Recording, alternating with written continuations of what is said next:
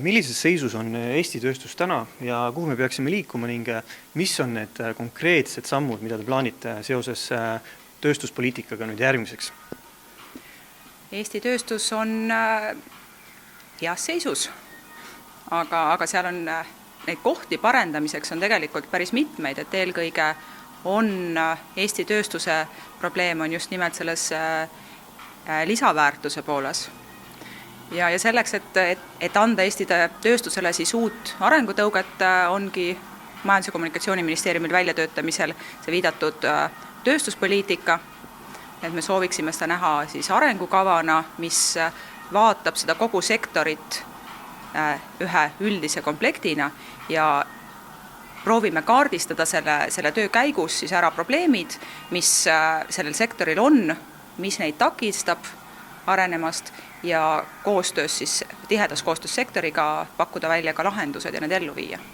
Kas on mingisugune hinnanguline tähtaeg, millal võiks see tulemusi hakata andma? No praegu on alles pooleli siis konsultatsioonid selle sektoriga, konsultatsioonid ettevõtjate erialaliitudega. Sealt edasi me läheme siis reaalse tööstuspoliitika välja töötamise juurde või kokkukirjutamise juurde, järgnevad siis ekspertiisid, et me plaanime selle saada valmis siis järgmise 6 kuu jooksul ja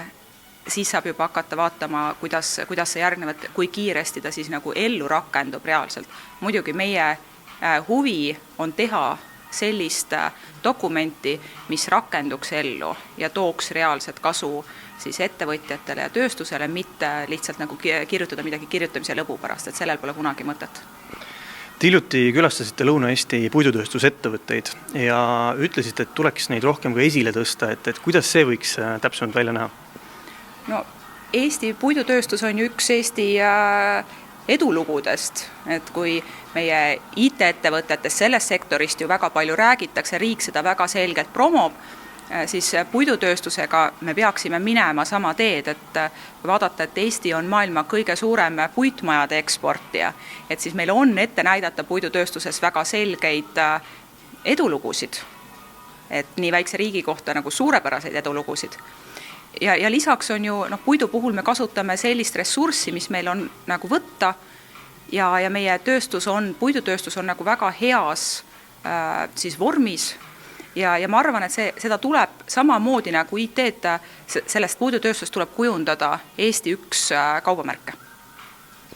Siin praegusel hetkel on väga aktuaalne teema just pagulased ja väga paljud tööstused samal ajal räägivad, et pidev tööjõu probleem. Et kuidas te näete, kas neid pagulasi on võimalik reaalselt Eesti tööstuses kuidagi kasutada? Sellest on võib-olla natukene vara selles kontekstis rääkida, et ega me ju ei tea praegu neid, millise kvalifikatsioonidega inimesi tuleb siia. Aga iseenesest on mitmed ettevõtjad ka mulle südamele pannud, et võib-olla see välja pakutud number on veel väike, et vajadus töökäte järele on Eestis praegu hästi suur ja vajadus ka lihtsamate töökäte või tööde tegijate järgi on väga suur. Nii et selles osas on olnud ettevõtjate ootused üsna suured, et just nimelt nad näevad sellele tööjõu probleemile ühe võimaliku lahendusena pagulasi.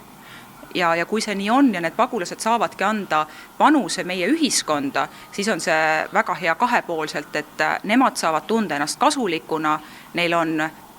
koht, kus ennast realiseerida ja meie inimesed näeksid, et tõesti need inimesed, kes siia tulevad, kellele me oleme pakkunud nende hädas kodu, nad pakuvad reaalset lisaväärtust meile. Kas saab täna kuidagi öelda, et kuidas oleks võimalik veel välismaiseid tööstusi Eestisse tootma tuua? No selle nimel ju tegelikult töö käib igapäevaselt, et aga need on nii komplekssed küsimused, et me proovime pidevalt erinevaid viise, kuidas neid investeeringuid siis meelitada siia Eestisse. Ja üks asi on, et meil on tegelikult suhteliselt hea haridus, meil on töökad inimesed, et need on need, mida me saame pakkuda. Aga seal on ka mitmed probleemid, et samas me ei tee selliseid valmis meelituspakette, nagu näiteks Läti või Leedu teeb, mis on jälle, et ega ükskõik, kes tuleb siia investeerima, kes tuleb oma tööstusega siia,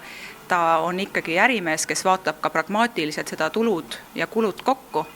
ja need on need küsimused, mis me nüüd nagu laua peale ka võtame, et selgelt, kuidas tuua juurde tööstusi siia ja neid, kes siin juba on, meelitada veelgi juurde investeerima